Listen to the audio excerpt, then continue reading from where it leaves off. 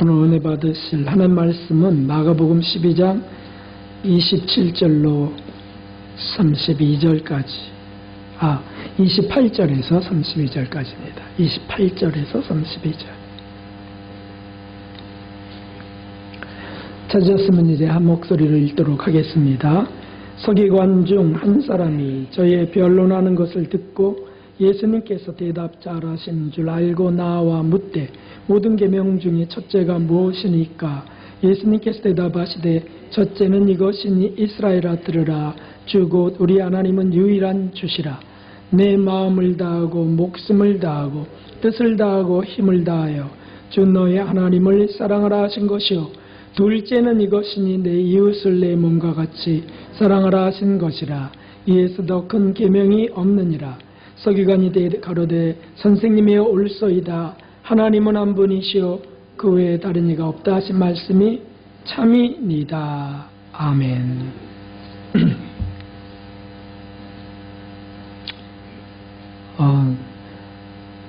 할렐루야. 주님의 풍성한 은혜와 사랑이 오늘 모이신 분들 모든 영혼에 가득 부어지기를 주님의 이름으로 기원합니다. 우리 옆분들과 인사하실 때 가을의 풍성한 열매들 우리 영혼 속에도 맺히기를 축복합니다. 이렇게 어렵지 않으시죠? 가을의 풍성한 열매들 영혼 속에 맺혀지길 축복합니다. 가을의 풍성한 열매들 영혼 속에 맺혀지기를 축복합니다. 이런 분이 안 계시네요. 이게 무슨 뜻이지? 그러면서 가만히 계신 분이 안 계시네요. 다 같이 반갑게 인사하셨습니다. 우리는 영적인 열매를 사모합니다. 인격의 열매를 우리는 소원합니다. 그래서 예수님을 닮아가는 것이 사실 우리 삶의 목표이기도 한 것이죠. 오늘 말씀은 너무 잘하시는 말씀이에요. 그래서 온 율법과 선지자의 강령이 무엇이냐? 하나님을 사랑하고 이웃을 사랑하는 것이다. 그래서 계명 중에 계명, 이런 제목으로 우리 말씀을 나눠보려고 합니다. 이 시점에서 이 나라는 참으로 혼란스럽고 어수선합니다. 진보와 보수의 극한 대립으로 어지럽습니다. 교회도 그렇게 나뉘어져야 될까요? 그것은 아닙니다. 교회는 이념에 따라 나뉘는 것이 아닙니다. 교회가 나뉘어져야 된다면 진리와 비진리로 나뉘어져야 되고 빛과 어둠으로 구분되어야 됩니다. 그러나 교회가 그렇게 둘로 나눠져야 한다는 뜻이 아니죠. 교회는 예수 그리스도의 진리, 성경의 불변의 진리로 예수님의 빛으로만 이루어져야 한다는 뜻입니다. 교회가 정치의 진보와 보수로 다투어서도 나뉘어져서도 안 됩니다. 그런 것은 진리가 아닙니다. 변하는 사회 현상일 뿐입니다. 옳고 그름으로 잘잘못을 따지자면 자신의 대들보부터 뽑으라는 주님의 준엄한 말씀 앞에 먼저 서야 할 것입니다. 각자 사견은 있을 수 있습니다. 견해가 있을 수 있습니다. 그러나 교회는 예수 그리스도의 신앙 공동체입니다. 진리 추구에 모임이어야 한다는 뜻입니다. 예수님이 정치 문제를 언급하지 않으신 이유가 무엇일까요? 바로 거기에 있습니다. 주님은 로마의 압제, 그 통치 속에서 로마를 물리칠 방법에 대해서 의논하지 않으셨습니다. 천국, 하나님 나라를 선포하셨습니다. 예수님의 방법은 우리 삶의 방법이 되어야 됩니다. 예수님의 삶은 우리의 삶이 되어야 됩니다.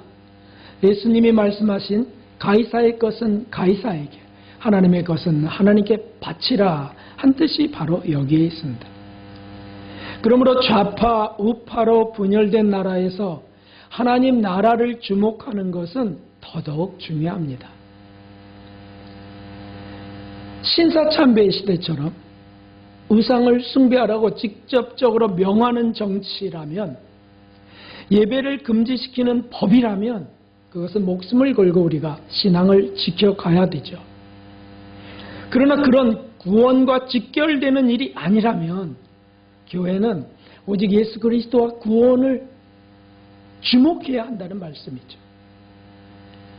자기의 죄를 찾아 회개하는 일, 예수님의 인격을 닮으려 최우선을 행하는 일, 이것이 우리 교회 안에서 교인들이 최우선적으로 해야 되는 일인 거죠. 다른 일로 인해 분열되고 다투고 미워해서는 진리를 떠나는 것이죠. 진리를 떠나서 폭력으로 나라를 지키자는 유대 셀로 땅, 유대 셀로 땅이라고도 하는 그 당처럼 교회들이 그렇게 흥분해서도 안 될 것입니다. 요즘에 이런 사태에 이런 일이 왜 폭력이 되는 것일까요? 폭력이라고 하면 우리들은 돌을 들고 주먹을 휘두르고 상대를 치고 엎어뜨리는 이런 것을 연상합니다. 그러나 그것만이 폭력이 아닙니다. 미움도 폭력입니다. 우리는 잘 알고 있습니다. 우리 요한 1세의 말씀을 한번 읽어보겠습니다. 그 형제를 미워하는 자마다 살인하는 자니 살인하는 자마다 영생이 그 속에 거하지 아니하는 것을 너희가 아는 바라. 아멘. 미움을 품고 있다, 적대감을 갖고 있다면 그것이 바로 살인이라고 하는 말씀입니다. 그러므로 저쪽이 잘못됐어, 이쪽이 잘못됐어, 저들이 왜 저렇게 못된가 라고 해서 적개심을 품고 그들의 말은 들으려고도 안 하고 또 어떻게 하든지 보복감을 또 갖고 있다면 그것이 즉 살인이라는 말씀이죠. 이 말 앞에 누가 나는 자유롭다 할 수 있겠습니까? 그러므로 진정 나라를 사랑한다면 편견 없이 주님을 의지하여 기도해야만 합니다. 미움 없이 이 나라가 하나님의 긍휼을 받도록 구해야 된다는 말씀이죠. 먼저 내 안의 악과 내 안의 미움과 교만과 아집을 회개하면서 상대를 사랑할 수 있도록 간절히 기도하는 것, 이것이 바로 참 그리스도인들의 모습입니다.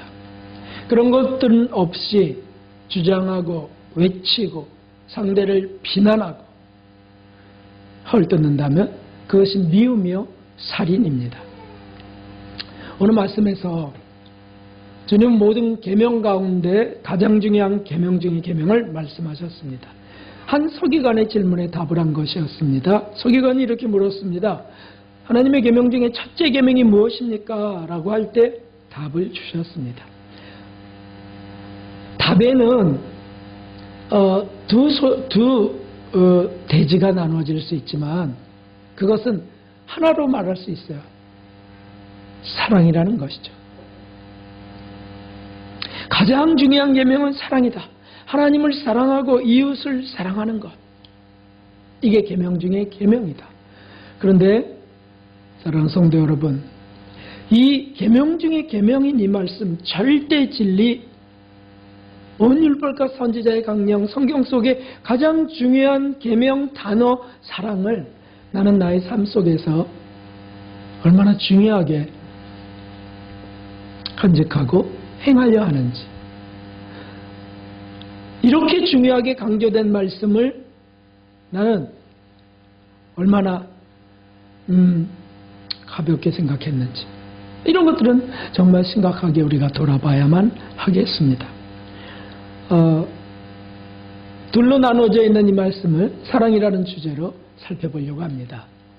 하나는 하나님을 목숨을 다해 사랑하는 것이라 말씀하셨습니다. 하나님을 사랑한다는 것은 생각 속의 사변적인 것이 아닙니다. 실제적입니다. 하나님을 사랑하면 그 말씀을 지키는 겁니다. 하나님이 싫어하는 것은 싫어하고, 하나님이 기뻐하는 것은 기뻐하고, 하나님이 좋아하는 것은 좋아하는 것. 그것이 하나님을 사랑하는 것이 아니겠어요? 성경은 이렇게 명확하게 말씀하셨습니다. 함께 합니다. 너희가 나를 사랑하면 나의 계명을 지키리라. 나의 계명을 가지고 지키는 자라야 나를 사랑하는 자니, 나를 사랑하는 자는 내 아버지께 사랑을 받을 것이요 나도 그를 사랑하여 그에게 나를 나타내리라. 아멘. 군더더기 없는 진리의 말씀입니다. 여기에 누가 토를 달고 여기에 누가 반론을 제시하겠습니까? 너희가 나를 사랑한다고 하면 내가 좋아하는 것을 좀 해야 되지 않겠느냐? 내가 너희들에게 명하는 것을 지켜야 되지 않겠느냐? 그 말씀이죠. 그러나 나를 사랑하지 않는 자들은, 나를 사랑하지 아니하는 자는 내 말을 지키지 아니하나니 너희의 듣는 말은 내 말이 아니요 나를 보내신 아버지의 말씀이니라. 우리가 예수님을 사랑하지 않는다면, 하나님을 사랑하지 않는다면 그분의 말을 지키지 않고 따르지 않는다는 것이죠. 맞지요? 근데 예수님이 하신 말씀 가운데 어떤 것이 있냐는 거죠. 그러면 우리가 지켜야 될 말씀이 무엇입니까? 계명을, 나를 사랑하면 계명을 지킨다고 하시는데 그 계명이 무엇입니까? 성경에 딱 나와 있죠. 그것이 무엇입니까? 함께, 내 계명은 곧 내가 너희를 사랑한 것 같이 너희도 서로 사랑하라 하는 이것이니라. 아멘. 바로 사랑이다. 사랑. 나를 사랑하면 내 계명을 지켜라. 내 계명은 너희가 서로 사랑하는 것이라. 내가 너희를 사랑하는 것 같이. 이 사랑이 원수도 사랑하는 사랑이고요. 사랑치 못했던 것이 있다면 그것을 철저히 회개하면서 용서치 못했던 것을 용서하는 그것이 사랑이죠. 여러분, 우리 투명한 마음으로, 정직한 마음으로 오늘 이 말씀 앞에 서봅시다. 자, 여러분, 저와 여러분은 마음의 생각을 가질 수 있다고 했습니다. 오늘날 정치 가운데 또 분열 가운데 있는 이 나라의 한편에 설 수 있을 겁니다. 아마도 나는 우파야, 난 좌파야, 난 진보야, 나는 보수야. 그렇다면 저 말씀 앞에 서보라는 것이죠. 내 계명은 곧 내가 너희를 사랑하는 것 같이 너희도 서로 사랑하라 하는 이것이니라. 과연 내가 그런 마음을 갖고 있다면, 그리고 상대에 대한 어떤 분노를 갖고 있다면 그것은 결코 사랑의 모습은 아니라는 것을 발견하게 됩니다. 남의 비리를 들추고 죄를 밝힐 게 있을까 뒤지고 고소할 게 있을까 주시한다면, 그리고 상대 잘못된 것들이 보도되면 그럴 줄 알았어 흐뭇해한다면 어떻게 거기에 사랑이 있다 할 수 있겠습니까? 하나님 앞에 섰을 때 그래 너는 내 계명을 지켰다라고 할 수 있겠습니까? 아니요. 오히려 넌 살인한 자라 라고 하는 두려운 말씀이 선포될 뿐입니다. 하나 되자고 외칩니다. 나라도 하나 되자고 외치고 교회 단체들도 하나 되자 외치고 우리 단체도 하나 되자고 외칩니다. 그러나 한쪽이 제거되면서 오는 하나를 꿈꾼다고 한다면 이것은 사랑을 잊은 생각일 뿐입니다. 아니죠. 먼저 자신의 죄와 잘못도 고백하면서 상대를 용서하는 것, 이것 진정한 사랑이죠. 그래서 오는 은혜, 그래서 오는 평화, 이것이 하나됨의 은혜요 평화 아니겠습니까? 나라의 모습을 보면서 어떤 안타까움을 갖고 있으신지요? 뉴스를 보면서 어떤 생각을 갖고 있는지요? 가슴이 아프고 또 바로 내가 죄인입니다. 내게 사랑이 없습니다라고 고백이 터져 나온다면 하나님을 사랑하는 사람이겠죠. 그러나 보면서 분노하고 보면서 저런 것들은 다 제거돼야 된다 그러고 그러려면 어딜로 떠나버려라 그러고 지구를 떠나라 그러고 살인자들이 가득한 것입니다. 이 사랑을 우리 삶에서 정말 어떻게 나타낼 수 있는가? 한 사건을 소개하려고 합니다. 이것은 지난 수요일 날 있었던 사건입니다. 수요일 날 백인 여성 경찰관이 이웃 흑인 청년을 살해한 그런 사건을 재판한 일이 있었습니다. 수요일날. 그래서 온 미국의 시선은 텍사스주의 댈러스 카운티 연방지방법원에 쏠렸습니다. 그 댈러스라고 하는 곳은 우리 교회 함께 했던 강경남 전도사님이 가신 곳이죠. 그런데 가이거라고 하는 여성 경찰관은 사건이 어떻게 발생했냐면 지난해 9월에 야간 근무를 마치고 이제 아파트로 귀가를 하게 되었습니다. 근데 아파트 엘리베이터를 타고 올라가는데 자신의 집은 3층이었는데 이 문자를 주고받다가 정신없이 주고받다가 4층에 잘못 내렸습니다. 그리고는 자신의 집인 줄 착각하면서 그냥 들어가게 된 거예요. 그런데 문이 열려 있었던 거죠. 닫히지 않았던 거예요. 그래서 들어가다가 자기 집의 응접실에 흑인이 앉아 있는 걸 보았습니다. 그가 아이스크림을 먹고 있었습니다. 깜짝 놀라서 강도인 줄 알고 총으로 사살해버리고 말았습니다. 이 흑인 이분은 카리브해 섬나라 세인트루이스 출신이었습니다. 가난한 나라에서 미국으로 와서 컨설팅 회사에 다니던 촉망받는 청년이었습니다. 젊은 흑인이었어요. 그래서 성실히 일해갖고 자격증도 따고 이래서 그 미래 아름다운 꿈들을 건설해가는 성실한 젊은이였는데 정말 어이없게 죽어간 것입니다. 당시 가이거는 연인관계였던 그 동료 경찰관과 노골적인 성적 문자 메시지를 주고받느라 산만한 상태였을 거라고 검찰이 추정했습니다. 재판은 징역 10년으로 이제 판정이 났습니다.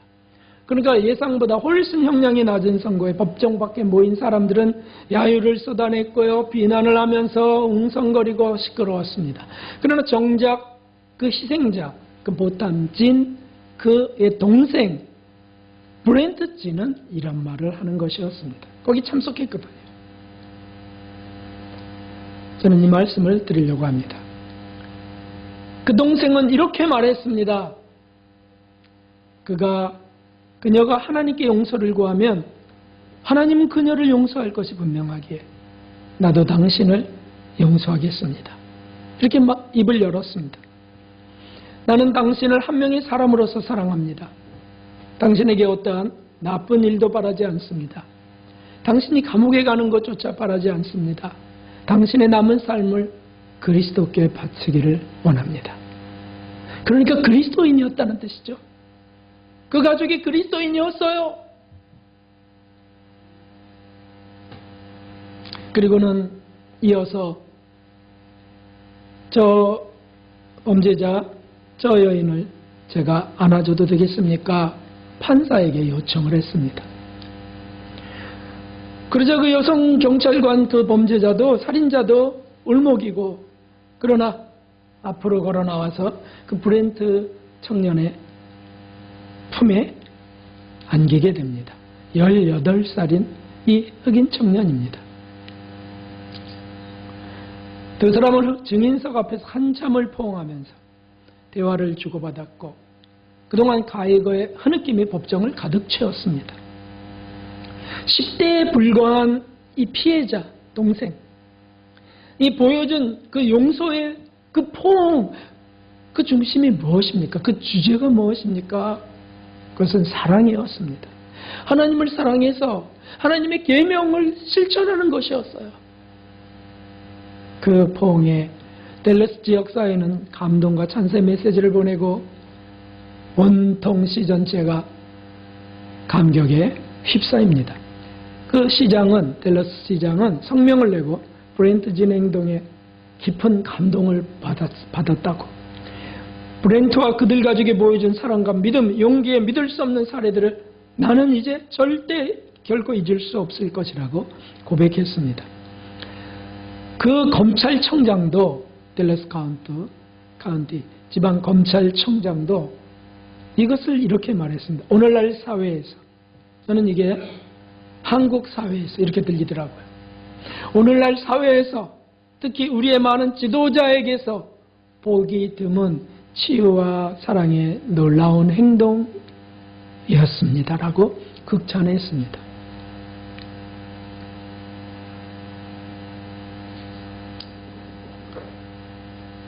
이것은 사실 우리나라 손영원 목사님이 벌써 전에 보여주셨던 그 두 아들을 죽인 살인범, 그것을 용서하고 양아들 삼아서 어디든 데리고 다녔던 그 사랑이죠. 바로 그 사랑. 이 사랑이 어디서 오는 것입니까? 바로 오늘 말씀은 하나님을 사랑하면서 온다는 뜻입니다. 하나님을 진정 사랑하는 사람은 하나님이 기뻐하시는 그 사랑을 이웃에게 실천합니다. 하나님이 기뻐하시는 거니까요. 하나님의 용서와 사랑을 내가 진실로 받았다면 당연히 용서하고 사랑할 수 있는 사람이 된다는 뜻입니다. 오늘날 우리 한국에, 우리 조국에 정말 이것이 필요한 것이 아닙니까? 교회들의 비리가 폭로되고 목사님들의 부정이 다 드러나는 이 시대에 손가락질을 하는 것이 우리의 할 일이 아니죠. 그것을 안타까워하면서 사실 나는 겉으로 그런 일을 안 저질러서 미움이 안 졌지만 미움이 있고 음욕이 있는데 주님이 저 사람은 죄인이고 너는 깨끗해라고 보겠습니까? 주님은 영혼을 심판하시는 분이에요. 영혼을. 그러므로 똑같은 간음죄인이에요. 똑같은 살인죄인이라는 것이죠. 그러므로 주님이 하신 말씀이 남의 눈 속에 티를 뽑으려 하지 말고 먼저 내 눈 속에 대들보를 뽑으라고 하신 것입니다. 이것을 발견하는 이들은 주님의 사랑을 받은 자들이 분명합니다. 하나님을 사랑하는 이들은 자신을 부끄러워할 수밖에 없는 것이죠. 두 번째로 주님은 이웃을 사랑하는 것이 계명 중의 계명이라고 말씀하셨습니다. 그러므로 제 몸과 같이 이웃을 사랑하는 것이라 라고 하셨습니다. 자기 몸처럼 이웃을 사랑하라는 게 하나님의 계명입니다. 어떻게 이렇게 할 수 있을까요? 이웃을, 아니 집에 있는 남편도 아내도 사랑할 수 없는데 자녀도 부모도 사랑할 수 없는데 어떻게 이웃까지 다 사랑하나? 있을 수 없다. 그렇지요. 저와 여러분은 사랑할 수 없어요. 그러니까 하나님께 사랑을 받아야 하고 그것은 하나님을 사랑할 때 가능한 능력이 된다는 것이죠. 내가 진실로 하나님을 사랑할 때. 마태복음 18장은 용서장이라고 말씀드렸습니다. 거기에는 여러 말씀이 있는데 그 중에 1만 달란트 빚진 자가 나옵니다. 1만 달란트 빚진 자가 그러니까 수천억 또는 수조 이 엄청난 것을 탕감받은 자가 100데나리온 100일치 그 일당의 돈을 갚으라고 못 갚으니까 옥에 가둬버린 그 자를 옥에 가두라 라고 하시면서 책망의 말씀을 하시는 것이 1만 달란트 빚진 자인데요. 18장 35절에 마태복음 이런 말씀이 있습니다. 읽어봅시다. 너희가 각각 중심으로 형제를 용서하지 아니하면 내 천부께서도 너에게 이와 같이 하시리라. 이와 같이라는 것 감옥에 가둔다는 것이죠. 하나님 옥에 쳐넣으신다는 거예요. 33절에 이런 말씀을 먼저 하셨습니다. 이것이 중요합니다. 내가 너를 불쌍히 여긴 것 같이 너도 내 동료를 불쌍히 여김이 마땅하지 아니하냐. 내가 너를 불쌍히 여겨서 너를 용서해 주었거늘 저와 여러분을 하나님이 그런 넉넉한 사랑, 거룩한 사랑으로 우리를 용서해 주셨어요. 지옥 갈 우리를 방향을 바꾸게 하셨고요. 면제시켜 주셨어요. 예수님의 희생으로, 예수님의 죽음으로. 내가 너를 이렇게 불쌍히 여겼느니라. 내 아들을 죽이면서까지 너를 내가 구원했어. 그러면 너도 내 동료를 불쌍히 여김이 마땅치 아니하냐. 여기에 할 말이 우리는 없는 거죠. 그러므로 너희가 각각 중심으로 형제를 용서하지 아니하면 이렇게 될 것이야. 용서하다의 중심으로 용서해라. 아이 그래 내 잘못했다 그래요. 참네. 이렇게 하지 말라는 것이죠. 죄송합니다. 미안합니다. 가이거라고 하는 여성 경찰관 살인자와 피의자 동생 끝진 청년이 서로 끌어안고 한 용서는 서로 진실한 용서였습니다. 진실한 사랑이었습니다. 그러므로 1분여 동안을 끌어안고 울며 또 죄송하다 그러고 괜찮다 그러고 저도 미안하다 그러고 이렇게 했다는 거예요. 1분은요 사실 그런 현장에서는 엄청 긴 시간이라는 거 아시죠? 그러므로 거기 모인 모든 사람들은 하나님의 그 빛을 본 것입니다. 하나님의 그 사랑을 본 것이에요.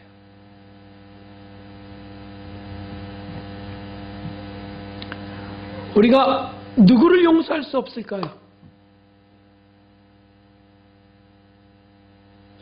만나기 싫은 분을 한번 떠올려 보십시오. 저와 여러분, 내가 만나기 싫은 사람, 저 사람과는 거북해, 저 사람과는 안 만나는 게 오히려 더 좋아. 불편한 사람들, 통화하기도 싫은 이런 사람 떠올려 보십시오. 저도 떠올려 봅니다. 오늘 이 말씀 앞에 우리가 어떻게 서야 될까요? 이웃을 내 몸과 같이 사랑하라. 주여 하나님을 내 목숨을 다하여 사랑하라. 이것이 없이는 하나님을 볼 수 없습니다. 천국은 그냥 로망에 불과할 뿐이에요. 상상으로 사람들이 생각하며 자기의 신학, 자기 신앙으로 난 천국 간다고 확신할 뿐이에요. 그런 기준으로 가는 게 아니지 않습니까? 말씀대로 가는 겁니다. 그 말씀을 그대로 믿어서 가는 건데 오늘 말씀을 그대로 믿는다면 내가 사랑으로 행치 못한 것, 용서하지 못한 것에 대하여 철저한 회개가 있지 않고는 갈 수 없다는 뜻이죠. 그렇습니다. 구원받은 그리스도인들은 누구라도 예외 없이 용서받은 자로서 다 남을 용서해야만 하는 의무적인 사람들입니다. 엄청난 사랑을 받은 자로서 용서하고 사랑할 수 있는 능력을 받을 수 있는 사람들입니다. 사랑은 능력이에요. 그러므로 주님에게 받지 않으면 할 수 없습니다. 어떤 가정은 용서라고 하는 주제 때문에 마음을 아파하는 가정도 있습니다. 어떤 분은 자존심이 너무 상해서 입이 떨어지지 않는 분도 있습니다. 오늘 말씀이 하나님의 말씀이에요. 예수님의 말씀이에요. 저는 참 부끄러운 목사입니다. 아직도 넉넉한 용서와 사랑은 한없이 부족합니다. 그래서 종종 제 마음속에서 일어나는 서운함들, 섭섭한 생각들이 먼지가 일듯 일어납니다. 그래서 제가 보고 싶지 않은 사람은요, 그냥 안 보면 좋겠다. 이렇게 생각하는 분들이 있어요. 근데 그들이 제 가족을 죽였나요? 그분이 제 가족을 죽였냐고요? 아니거든요. 형을 죽인 그 동생이 살인자를 끌어안고 저렇게 울며 용서하고 라고 했다면 저는 어떻게 해야 되냐고요? 저는 어떻게 해야 되냐고요? 두 아들을 죽인 살인자를 양아들 삼아서 매일 함께 들어다니고 같이 밥상, 당신의 밥상에 항상 앞에 와서 먹게 하고 이렇게 품는 것이 주님 사랑을 따르는 것이었다면 저는 어떻게 해야 되는 거냐고요. 그래서 저는 이런 생각을 했습니다. 참 그리스도인 언제 되는 것일까? 참 목자? 이건 언제나 되는 것일까? 이런 사람이 목회를 계속하고 설교를 할 수가 있는가? 이래서 우울했어요. 그러다가 꿈을 꾸었습니다. 오늘 새벽에. 역시 꿈속에서도 주님이 다뤄주시는 거예요. 그래서 같이 밥을 먹을 수 있을까? 꿈속에 같이 식사를 하는 게 나타났습니다. 어떤 분과. 여전히 저는 아무 얘기 안 하고 밥만 먹고 있어요. 상대방도 뭐 안 하니까 밥만 먹고 있어요. 근데 식사가 다 끝나자 물론 이제 한마디 정도 잘 되시나요? 뭐 이런 거 여쭤봤고요. 이제 어떤 예의 수준의 대화가 잠깐 있었고 밥을 다 먹었는데 식사가 끝났는데 간다 만다 하는 말도 없이 그냥 쑥도 일어나 가더라고요.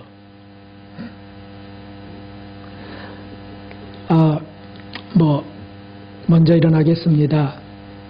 충분히 드십시오라든지 뭐 이렇게 상냥한 인사들 다 하지 않습니까? 그런데 그냥 쑥 가는 거예요. 그러니까 그냥 저는 계속 밥을 먹으면서 마음이 불편합니다. 그런 상태라는 거죠, 지금. 제가 그런 상태라는 거예요. 요즘 기도 제목이 진정한 용서와 사랑입니다. 그러니까 이제 주님이 또 밝게 조명해 주시는 거죠. 제가 더 회개할 수 있도록 또 더 결심할 수 있도록. 저는 또 회개했습니다. 사랑하는 성도 여러분, 이 나라에 대해서 염려도 많고 걱정도 있으실 겁니다. 교회들에 대해서 염려도 있고 근심도 있을 겁니다. 우리 교회나 우리 단체에 대해서도 또 가정에 대해 여러분의 가정에 대해서도 여러 문제들이 있을 겁니다. 어떻게 해야 되겠습니까? 이 나라가 진정한 평화를 얻으려면 서로 용서하고 사랑해야 합니다. 이 단체도 교회도 진정한 사명을 다시 찾고 다시 일어서려면 한쪽을 제거해서 되는 것은 아니죠. 서로 용서하고 사랑해야만 합니다. 우리 가정도 진정한 행복과 기쁨을 얻으려면 진정한 행복과 기쁨이요. 얻으려면 서로 용서하고 사랑해야 합니다. 서로 비난하고 정죄하는 곳엔 불행과 고통만 있습니다. 용서가 없는 곳엔 사랑도 행복도 싹틀 수 없습니다. 성도 여러분, 하나님의 계명 중 계명, 최고의 계명은 심오한 것이 아닙니다. 깊은 신학이 아닙니다. 사랑입니다. 하나님을 목숨을 다해 사랑하고 그 계명대로 이웃을 내 몸같이 사랑하는 겁니다. 어떻게 시작해야 되겠습니까? 어떻게 움직여야 되겠습니까? 어떻게 운을 떼야 되겠습니까? 이렇게 하면 되는 것이죠. 우리 함께 읽어보겠습니다. 미안합니다. 천천히 읽어봐요. 봅시다. 미안합니다. 죄송합니다. 제가 마음을 아프게 드렸습니다. 수십 년 동안에 서운했던 감정도 아팠던 마음들도 진실한 눈물 어린 그 진실한 한마디 미안해 라고 한마디에 다 녹아버렸다는 거예요. 그 진심이라는 걸 아니까. 수십 년 동안 그거 한마디 못해갖고 가슴에 상처가 여기저기 찢어지고 찔리고 그렇게 산다면 어떻게 그게 행복한 삶이겠습니까? 그 영혼은 얼마나 더 상해갈까요? 이거 그렇게 어려운 일이 아닐진데 이유는 하나님의 계명을 하나님을 사랑해서 하나님의 계명을 지키려고 하는 걸 방해한 마귀 때문이기도 하고 내 안에 마귀 편이 됐던 자존심 때문이기도 하죠. 하나님을 사랑하실까요? 아니면 나를 사랑하실까요? 하나님과 예수 그리스도 그리고 영혼을 지키실래요? 아니면 내 몸뚱아리 하나 그냥 지키다가 죽어서 어두운 곳으로 떨어질까요? 그렇습니다, 여러분. 어려운 게 아닙니다. 미안합니다. 죄송합니다. 제가 마음을 아프게 해드렸네요. 이것이 사랑의 시작이죠. 그리고 당신의 마음을 저는 이해합니다. 당신의 아픔을 제가 이해합니다. 당신의 말이 이해가 됩니다. 당신이 얼마나 괴로웠을지 이해가 됩니다. 상대방을 이해하는 거죠. 상대방을 생각해 보는 거죠. 이게 사랑의 시작이죠. 그리고 사랑의 진행이 무엇입니까? 주님이 저의 더 많은 죄를 용서하셨기에 저도 당신을 용서합니다. 이것이 진행이에요. 이렇게 고백한다면 이 가을에 열매들보다 더 탐스러운 열매가 맺힐 것입니다. 그리고 내 생애, 내 인생, 내 영혼, 지금의 내 삶에 나는 정말 영적인 행복이 넘치고 있어요. 라고 자신 있게 말할 수 있다면 그분은 사랑하는 사람입니다. 그분은 용서하는 사람입니다. 주님이 부어주실 수밖에 없죠. 그러나 그냥 살아요. 요새는 부족한 게 없어요. 하는 일도 잘 돌아가고요. 가족들도 별 문제들도 없고요. 벌이도 괜찮아요. 문제도 없어요. 라고만 하고 있다면 죄송하지만 사랑을 피해가는 사람일 것입니다. 사랑은 미안합니다라고 고백하는 것입니다. 죄송합니다라고 고백하는 것이에요. 그리고 당신을 용서합니다라고 하는 것이 사랑이죠. 우리 가정 속에 그러한 일들이 일어나서 정말 행복한 가정 되시기, 행복한 영혼들 되시기를, 행복한 교회, 정말 은혜가 하늘로부터 부어지는 이 나라, 이 교회들이 되기를 주님의 이름으로 축원합니다.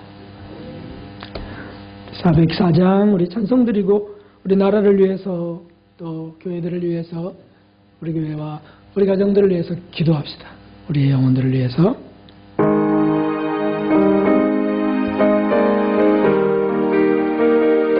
주님의 사랑을 생각합시다.